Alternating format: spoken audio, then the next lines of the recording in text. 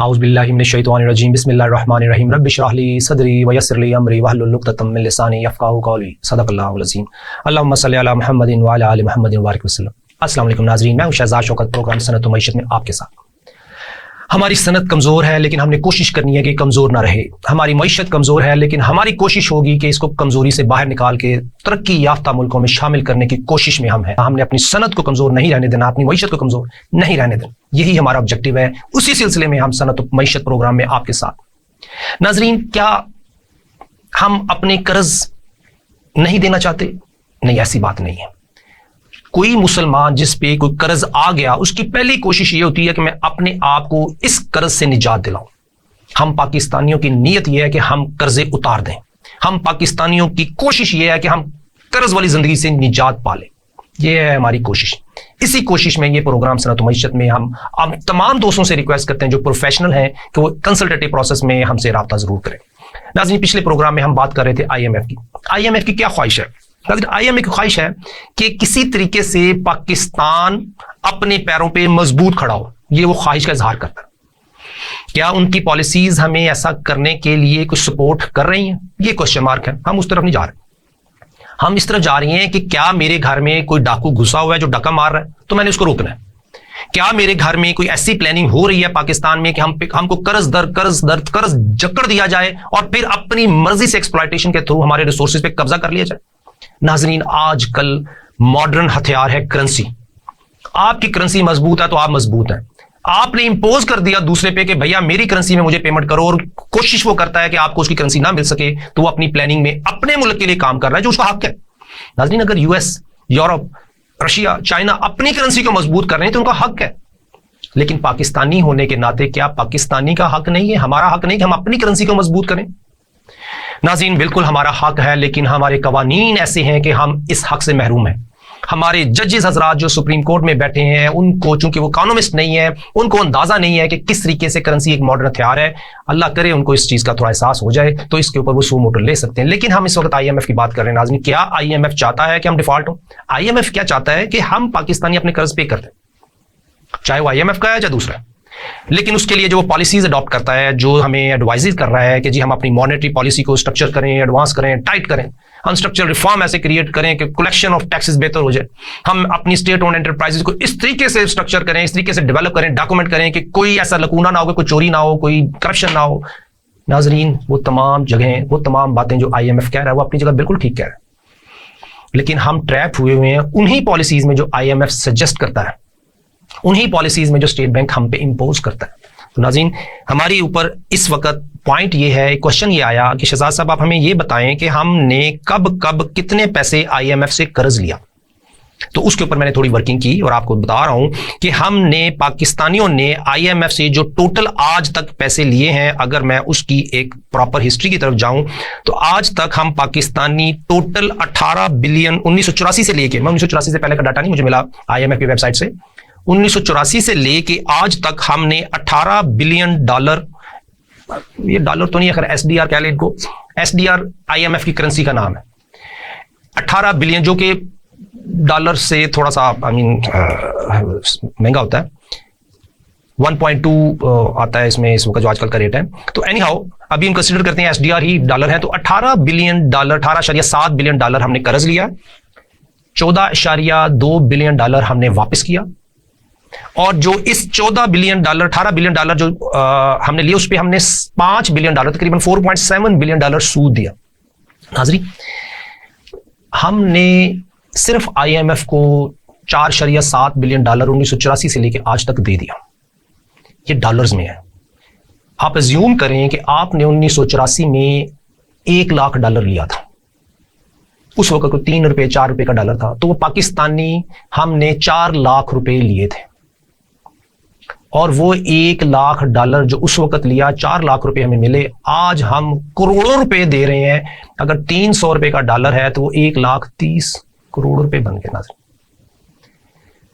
4 लाख के अगेंस्ट 30 करोड़ की पेमेंट, अगर मैं इसको एग्जैक्टली बताऊं आपको नाज़रीन, क्योंकि मेरे पास कैलकुलेटर नहीं है, मैं अपने कंप्यूटर से मदद लेता हूं, कि 300 रुपए का अगर मेरा आज डॉलर है तो ये 3 करोड़ रुपए बनेगा। नाज़रीन, उस वक्त जो हमने 4 लाख रुपए लिए थे, आज हमने 3 करोड़ रुपए दे के जान छुड़ानी है।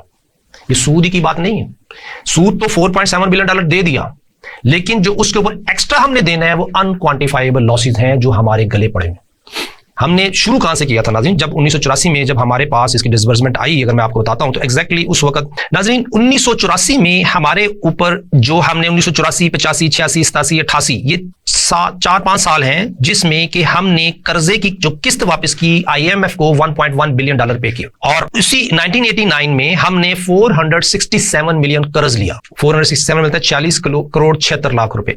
उसके बाद 23 करोड़ हमने लिया, 18 करोड़ लिया, 8 करोड़ 80 लाख लिया। ये हम 1990 से लेके अगर हम आए 2000 तक तो हमने $1.9 बिलियन कर्ज लिया अंडर डिफरेंट प्रोग्राम्स।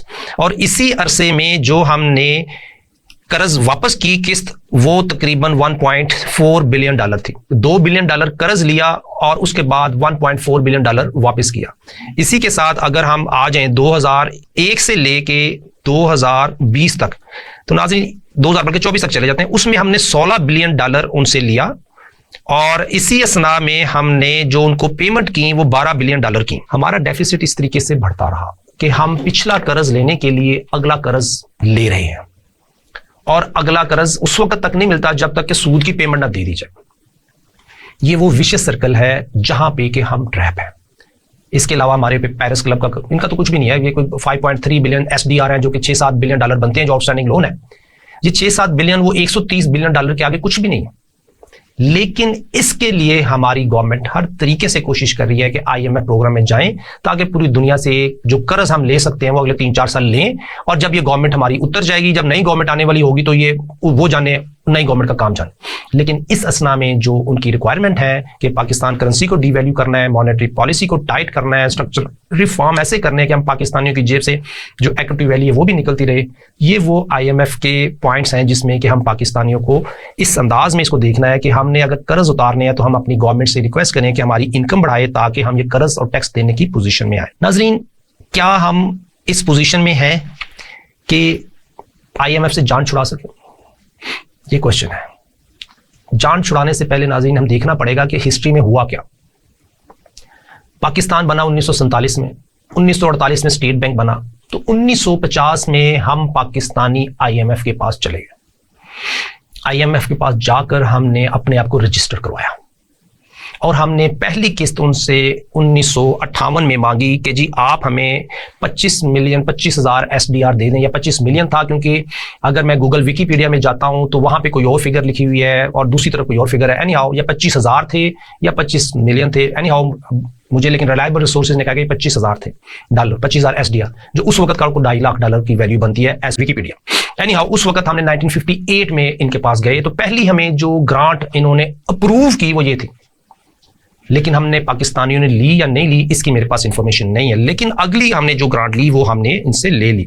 1980 में हमने फिर IMF के पास गए ज़िया-उल-हक दौर में, और उसके बाद हमने 1.2 बिलियन इनसे लिया, और उसके बाद 919 मिलियन SDR इनसे लिए। बेनज़ीर और नवाज शरीफ का दौर आया नाजरीन, उसमें भी हमने IMF प्रोग्राम के बाद दीगरे चलते रहे। मुशर्रफ दौर में हमने Despite substantial foreign currency inflows, Musharraf government also turned to the IMF for financial assistance. Zardari साहब भी इनके पास गए। अभी रिसेंटली हमने 2019 में 4.2 बिलियन SDR जो कि 5.7 बिलियन है डॉलर्स में, वो हमने इनसे लिया। टोटल लैंडिंग हमने कुछ 23.656 बिलियन इनसे अप्रूव कराई है, लेकिन सारी ली नहीं है, जो कि 31.6 बिलियन बनते हैं इन हिस्ट्री ऑफ पाकिस्तान। ली हमने कम है क्योंकि विड्रॉवल हमारे कम है, उनकी हम शराइत पूरी नहीं कर पाते थे तो हमें विड्रॉवल नहीं देते। नाज़रीन, हमारे लिए लम्हा फिक्रिया क्या है कि IMF पाकिस्तान के साथ जब भी काम करता है तो इतनी सख्त शराइत रखता है कि हम पाकिस्तानियों की कह लें कि चीखें निकाल देता है। क्या हम अपने इक़्तिदार आला में दोस्तों से ये रिक्वेस्ट कर सकते हैं कि वो प्राइसेस जो अब डॉलर टर्म में, रुपीज़ में हम पाकिस्तानियों पे बिजली के बिलों में बढ़ाएंगे वो कितनी होगी, कितनी है? क्यों अगर ₹2 ₹4 बढ़ता है तो कितनी है ये पता करते हैं, हमें बता दें बस। दूसरा सवाल, गैस के बिलों में जो टैरिफ बढ़ता है उससे जो प्राइस बढ़ती है जो हम पाकिस्तानी पे करेंगे उसका हमें बता दें टोटल डॉलर में कलेक्शन अगले 12 माह में कितनी होगी $1 बिलियन लेने के लिए। तीसरा पॉइंट नाज़रीन, बिजली का बिल हो गया, गैस हो गया, पेट्रोल और डीजल, पेट्रोल की प्राइस बढ़नी है, डीजल की बढ़नी है, किराए बढ़ जाने हैं, किराए बढ़ने हैं, ट्रांसपोर्टेशन किराए बढ़ने हैं और कॉस्ट ऑफ लिविंग बढ़ जानी है। कॉस्ट ऑफ लिविंग क्यों बढ़नी है? क्योंकि जब जब गंदम ट्रांसपोर्ट होगी, ऑयल ट्रांसपोर्ट होगा, वेजिटेबल ट्रांसपोर्ट होगी, तो प्राइसेस बढ़ जाएंगी। तो हम पाकिस्तानियों की जेब से कितने डॉलर निकलेंगे इस $1 बिलियन के एवज? ये क्वेश्चन है नाज़रीन। इसके ऊपर हमारे पास कोई खबर नहीं, कोई इंफॉर्मेशन नहीं, कोई इस मिनिस्ट्री ऑफ फाइनेंस का बंदा इसके ऊपर हमें रिपोर्ट नहीं करता, हमें पब्लिश नहीं करता। नाज़रीन, इसके अलावा अगले पॉइंट हम चलते हैं कि हम पाकिस्तानियों के पास इस वक्त जो आज का स्टेटस है IMF की वेबसाइट पे, वो ये है कि हम 5,660 मिलियन SDR के मकरूज हैं। बस ये कर्ज हमने IMF का उतारना है। और याद रखिएगा कि इतनी बड़ी अमाउंट नहीं है, लेकिन इस कर्ज की मौजूदगी में हम तरक्की नहीं कर पाते, ना कर पाएंगे। जो पिछले प्रोग्राम में मैंने अर्ज की थी, उसके ऊपर क्वेश्चन ये आया कि शहजाद साहब आप कैसे साबित कर सकते हैं कि जो हमने 2019 में सरकारी मुलाजमों की तनख्वाहें दी थी वो आज भी पेएबल है? मैंने कहा बिल्कुल, आप इंतजार कीजिए, हमारे कंसल्टेटिव प्रोसेस में जो व्हाइट बोर्ड प्रेजेंटेशन होगी या अगला को प्रोग्राम में चला, इस तरीके से एक प्रेजेंटेशन डाल दूंगा अपनी वेबसाइट पे, इस पे प्रोग्राम में, कि जो 2019 की जो सैलरियां थी उसके ऊपर सूद आज भी पे कर रहे हैं, अगले 5 साल भी पे करते रहेंगे। तो इसलिए क्वांटम ऑफ लोन बढ़ता जा रहा है, बढ़ता जा रहा है, बढ़ता जा रहा है। देखिए 2000 इसमें सूद ऐड कर दें 2400, अगले साल की सैलरी ऐड कर दें 4400, और इसका आगे सूद ऐड कर दें तो 6000, और इसके ऊपर सूद। तो ये एक ऐसी सीढ़ियां हैं जिसके ऊपर लेंडर को बेनिफिट ही बेनिफिट है, पैसे उसके पाइलअप हुए जा रहे हैं।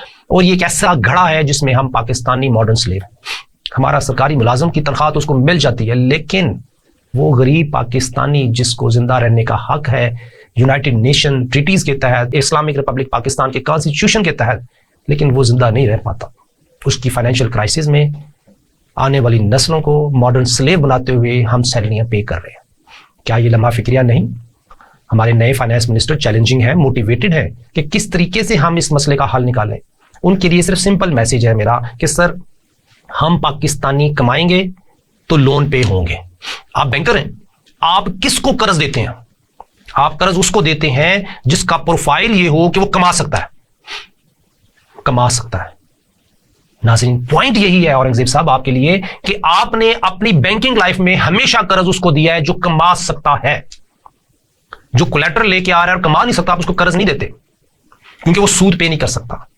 सूद पे कौन कर सकता है? वो कारोबारी आदमी जो कमा सकता है, जो कारोबारी मामलात वो ऐसे मैनेज करे, कमाए, आपको सूद भी दे और अपनी कंपनी भी चलाए, अपने एम्प्लॉइज को भी चलाए, आप उसको कर्ज देते हैं।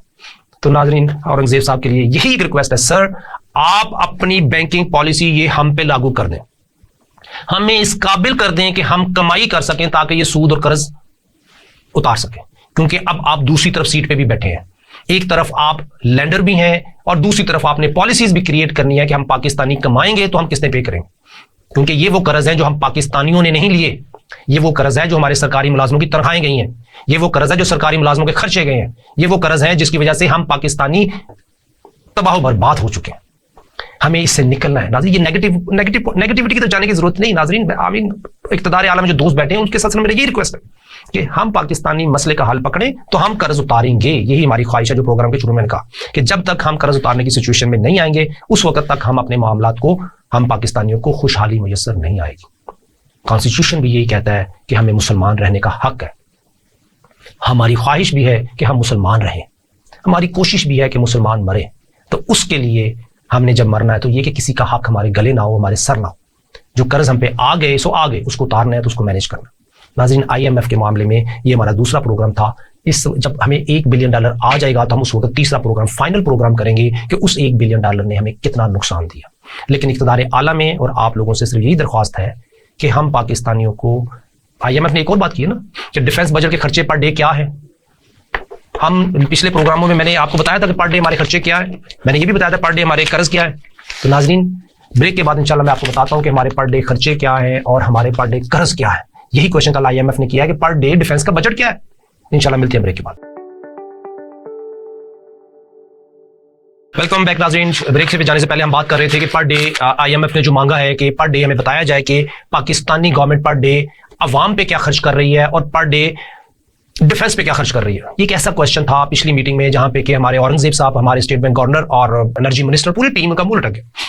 ये खबर है नाज़रीन अंदर की। एनी हाउ, पॉइंट ये है कि क्वेश्चन तो बिल्कुल ये एक फाइनेंशियल इकोनॉमिस्ट वाला क्वेश्चन है नाज़रीन। जिन्होंने मेरे पिछले प्रोग्राम देखे हैं उसमें मैंने ये बाकायदा इस पे बहस की कि पर डे कर्ज हम पे कितना बढ़ रहा है। अगर मैं रिमाइंड कराऊं, उस वक्त मैंने ये बात की थी कि हमारे ऊपर 22 बिलियन रुपीस पर डे के हिसाब से सूद बढ़ रहा है और हमारी इनकम कितनी है? 19 बिलियन। इसका मतलब ये हुआ नाजरीन कि जितनी गवर्नमेंट ऑफ पाकिस्तान की इनकम है सारी की सारी हम सूद में पे कर दें तो हम सरकारी मुलाजमों की तनख्वाह नहीं दे सकते। कितना क्रिटिकल है। इसका मतलब है कि उनकी तनख्वाह देने के लिए फिर कर्ज लेना है, तो उसके ऊपर फिर सूद देना है। तो इसी तरीके से पिछले 5 सालों में जो हमने सरकारी मुलाजमों की तनख्वाहें दी हैं वो सब सूद पे दी हैं, और सूद पे देने की वजह से आज हम पाकिस्तानी और हमारे आने वाले बच्चों ने वो तनख्वाह जो सरकारी मुलाजिम ने 2019 में, 18 में, 20 में, 21 में ली थी, उसके ऊपर आज भी उसने सूद देना है, वो तनख्वाह भी देनी है जो तनख्वाह खाई जा चुकी। नाज़रीन, इसलिए मैं कह रहा हूं स्ट्रक्चरल रिफॉर्म इतने जरूरी हैं। अगर हमने पाकिस्तान को बचाना है तो स्ट्रक्चरल रिफॉर्म बहुत जरूरी है ताकि हम पाकिस्तानी अपने कर्जों से निजात पा सकें। मैं ये बात कर रहा था नाज़रीन कि पर डे के हिसाब से अगर हम बात करें तो पिछले प्रोग्राम में हमने एक बात की थी कि हमारा नेट इनकम 3700 अरब हमारी थी 2020-21 में, और 2023-24 में वो बढ़ के 6887 अरब हो गई थी। और जो हमारे ऊपर लाइबिलिटीज थी, खर्चों की, सूद की, जो हमने पेमेंट करनी थी, कर्जों की, किस्तों की, वो जब 3700 इनकम थी तो वो हमारे ऊपर 18,913 अरब थी। तो हमारे पास इनबैलेंस था, डेफिसिट था, नेगेटिव बैलेंस था 15,000 अरब का, जो बढ़ के 2023-24 में 41,947 अरब का हो चुका। मैंने इस प्रोग्राम नाज़रीन प्रेडिक्ट किया था कि हमारा डॉलर जो IMF की डिमांड आएगी वो आएगी $350 रुपए से लेके 465 रुपए तक डॉलर जाएगा ग्रेजुअली, क्योंकि उनकी रिक्वायरमेंट होगी कि आप अपनी लायबिलिटी कम करें तो हम कर्ज देंगे। सर, लायबिलिटी कम करने के लिए स्टेट बैंक ऑफ पाकिस्तान की एडवर्स परफॉर्मेंस को छुपाने के लिए ये लोग करेंसी को डिवैल्यू करेंगे, हमारे हक पे डाका मारेंगे, लेकिन उसके और भी अल्टरनेटिव हो सकते हैं। लेकिन इसके ऊपर उन्होंने काम करना है कि 41,947 अरब का डेफिसिट कैसे पूरा करेंगे। इसके लिए जो कल क्वेश्चन हुआ मैं उसके ऊपर नाज़रीन जवाब देता हूं आपको। हम एक बजट डॉक्यूमेंट है जो हम पाकिस्तानी हर साल पढ़ते हैं, जो मिनिस्ट्री ऑफ फाइनेंस इशू करती है, उसमें एक है टेबल 11। नाज़रीन, मैं कोशिश करूंगा प्रोड्यूसर साहब को ये दे दूं, जब ये प्रोग्राम चल रहा तो उसको हम लगा देंगे कि टेबल 11 में जो अमाउंट्स लिखी गई हैं 2017-18 से लेके 2023-24 तक, ये 1, 2, 3, 4, 5, 6, 7 सालों में जो खर्चे थे टेबल 11 के मुताबिक वो क्या थे। एक तो होते हैं डिमांड और ग्रांट के तहत, एक होते हैं जो बजट में समरी में वो मेंशन करते हैं, एक वो है जो टेबल 11 में लिखते हैं। इसके पीछे कोई जो SAP का सॉफ्टवेयर है उसने कोई मामला होते हैं, मैंने उनका एक्सेस नहीं कभी कि मैं उसको कैसे देखूं, लेकिन चूंकि वो इंफॉर्मेशन जो मुझे बजट टेबल नंबर 11 में मिली है मैं उसके ऊपर बात कर रहा हूं अभी। उसके तहत 2017 और 18 में जनरल पब्लिक एक्सपेंसेस जो थे वो थे 2,977 अरब रुपए। नाज़रीन, 2,977 अरब साल के बनते हैं, तो ये बने पर डे, ये बने 8 billion per day. 8 billion per day सिर्फ और सिर्फ ये जनरल एक्सपेंसेस का खर्चा जो 2017 और 18 में था, अगर हम इसको देखें। और ये 2018 और 19 में ये 9 बिलियन हुआ, 9 अरब हुआ। फिर ये 2019-20 में 15 अरब हुआ, 2020-21 में 12 अरब हुआ, 2021-22 में 14 अरब हुआ, 2022-23 में 16 अरब हुआ, और 2023-24 में ये 28 अरब रुपए पर डे एक्सपेंसेस हैं। नाज़रीन, ये ग्रॉस एक्सपेंसेस टेबल 11 कह रहा है, मैं नहीं कह रहा, मैंने सिर्फ उसको डिवाइडेड बाई 365 किया। ये वो ग्रॉस खर्चे हैं। अभी मैं नेट इनकम की तो नहीं जा रहा, पहले जो मैंने आपको वर्ड्स दिए थे कि हमारी नेट इनकम और सूद का कंपैरिजन क्या है, अभी मैंने जो लफ्ज इस्तेमाल किया हुआ है बजट में वो है जनरल पब्लिक एक्सपेंसेस। उसमें जो फिगर लिखी हुई है ये वो है जिसके तहत 28 अरब का रोजाना का खर्चा है। अगर इसमें मैं जो डिफेंस का बजट शामिल कर लूं तो डिफेंस का अगर शामिल करता हूं तो वो 5 अरब पर डे है। जो कल क्वेश्चन ये किया गया कि डिफेंस अफेयर के खर्चे पर डे क्या है, तो नाज़रीन उसका जवाब ये है कि 2017-18 में ये 2.7 अरब थे, और 2018-19 में ये 3 अरब पर डे हुए, 2019-20 में भी 3 अरब थे, 2021 में ये 3,500 अरब, 2022 में 3,700 अरब पर डे। अब हम डिफेंस अफेयर की बात करते हैं। डिफेंस अफेयर के खर्चे क्या है, जो कल IMF ने क्वेश्चन किया हमारी कमेटी से, मेंबरान से, कि जी पर डे क्या है, उनके में से किसी के पास इस सवाल का जवाब नहीं था कि पर डे डिफेंस अफेयर में हमारा खर्चा क्या है। उनको ये भी नहीं पता होगा कि डिफेंस अफेयर का टोटल खर्चा क्या है, वहां कहां खर्च होता है, उसमें सैलरीज का पोर्शन क्या है, उनको नहीं पता। लेकिन नाज़रीन, हम आपकी इंफॉर्मेशन के लिए बताने जा रहे हैं कि जो जनरल पब्लिक एक्सपेंसेस थे वो 8 अरब पर डे थे 2018 में, लेकिन डिफेंस थे 2.5 अरब रुपए, और जनरल पब्लिक सर्विसेज जो है वो 9 अरब थी 2019 में, डिफेंस के बजट 3 अरब था, और 3 अरब 2020 में डिफेंस रहा। लेकिन जो जनरल पब्लिक एक्सपेंसेस थे वो 9 अरब से बढ़ के 15 पहुंच गए, लेकिन डिफेंस का खर्चा 3 अरब से बढ़ के 3 अरब ही रहा। उससे आगे चले जाएं, जो डिफेंस के खर्चे थोड़े कंट्रोल किए गए 21 में, वो 12 अरब तक, लेकिन डिफेंस का खर्चा 3.5 अरब ही रहा। उसके बाद जो जनरल पब्लिक सर्विसेज के मद में जो हमें पेमेंट की है वो 14.8 अरब पर डे, लेकिन जो डिफेंस का था वो फिर 3.7 अरब। इसके आगे 4 अरब तक डिफेंस का बजट पहुंचा है छठे साल में 2023 में, जो कि जबकि जनरल पब्लिक सर्विसेज की मद में 16.9 अरब रुपए थे। मैं नहीं कह रहा नाज़रीन, ये वो डॉक्यूमेंट कह रहा है जो बजट के, आप जाए इंटरनेट पे पाकिस्तान का बजट खोले 2017-18 से लेके 2022 तक, उसमें टेबल 11 देख लें। 2023-24 का बजट क्या कहता है नाज़रीन, आप देखें हम कहां खड़े कि जो गवर्नमेंट ऑफ पाकिस्तान के जनरल पब्लिक सर्विसेज के तहत खर्चे थे वो 8 अरब से 28 अरब तक पहुंच गए पर डे, लेकिन डिफेंस का खर्चा जो था वो 2.7 अरब था, वो 5 अरब तक पहुंचा। यानी कि 2.7 से 5 अरब के दरमियान पहुंचने में 7 साल लग गए। लेकिन जो गवर्नमेंट के खर्चे थे वो 4 गुना बढ़ गए। ये 2 गुना बढ़े तो गवर्नमेंट के खर्चे 4 गुना, वो 2.7 से 4 अरब, वो 8 अरब से 28 अरब तक। नाज़रीन देखें, ये है सितम ज़रीफी। मैंने जो लेटर लिखा था आज से 2018-19 में आर्मी को, मैंने कहा था आर्मी आप देख लीजिएगा, एक वक्त आएगा कि आपका रुपये में और डॉलर में आपका जो वैल्यू है बजट की वो 10 बिलियन है आज 2018, 10 बिलियन, लेकिन एक वक्त ऐसा आएगा इस मिसमैच वैल्यू की वजह से कि आपका बजट 3-4 अरब डॉलर रह जाएगा। आज वो वक्त है। आर्मी चीफ साहब के लिए मेरा मैसेज है कि हम पाकिस्तान उस वक्त तक मजबूत हैं जब तक फौज मजबूत है, जब फौज का बजट मजबूत है, जब फौज की ताकत मजबूत है। ठीक है, कुछ नासिर हैं जो इधर उधर करप्शन की सिचुएशन में या मैनिपुलेशन में है, लेकिन जो फैक्ट है आम फौजी से लेके ऊपर तक जो ऑनेस्ट और हमारा हाफिज साहब बैठे हुए हैं, हमारी रिक्वेस्ट है कि जी वो जो 10 अरब डॉलर का बजट कभी होता था आज आपका 4 बिलियन डॉलर तक पहुंच गया है। डरें उस वक्त से हम कि ये 4 बिलियन डॉलर भी खत्म हो जाए। हमें पाकिस्तान को बचाना है तो हमें अपने बजट को भी बचाना है, डिफेंस बजट को भी बचाना है, ताकि हमारी दीवारें भी मजबूत हों, हमारे बॉर्डर भी मजबूत हो, हमारी मईशत भी मजबूत करने के लिए हमें करेंसी डिवैल्यूएशन से बाहर निकलना है, और वो पॉलिसी जो हमारे खिलाफ हैं, हमें तबाह बर्बाद कर रही है, उनसे भी हमने बचना है। आप देखिए इस वक्त जो मैंने भी आपके सामने प्रेजेंटेशन दी है, एक छोटी सी प्रेजेंटेशन है कि जनरल पब्लिक सर्विसेज के मद में 8 अरब से 28 अरब तक हमारे खर्चे पहुंच गए, लेकिन जो बजट है डिफेंस का वो 2.7 अरब पर डे से लेके 4.9 अरब पर डे तक पहुंचा 2018 से लेके 2024 तक। ये लम्हा फिक्रिया है, इसमें हमें फिक्र करना है, गौर करना है, मुशावरत करनी है कि हम इस सिचुएशन से कैसे बाहर निकल सकते हैं। नाज़रीन इसके अलावा अगर हम देखें, बहुत ही एनवायरमेंट प्रोटेक्शन का बजट अगर मैं आपको बताऊं, इकोनॉमिक अफेयर का बजट बताऊं और हेल्थ का बजट बताऊं, दैट हैज नथिंग, कुछ भी नहीं है वो उसके आगे जो हमने आगे जनरल पब्लिक सर्विसेज के बारे में बताया। जब पीटीआई की गवर्नमेंट आई थी नाज़रीन 2018, 19, 20, 21 में 22 तक जो भी हम टाइम, वो 30 अरब रुपए हाउसिंग के लिए फंड मांगते रहे मिनिस्ट्री ऑफ फाइनेंस से, स्टेट बैंक के आगे तरले डालते रहे किसी तरीके से हमें घर बनाने हैं, को 30 अरब रुपए का बजट एग्री कर दिया बड़ी मुश्किल से, रोक पिट के।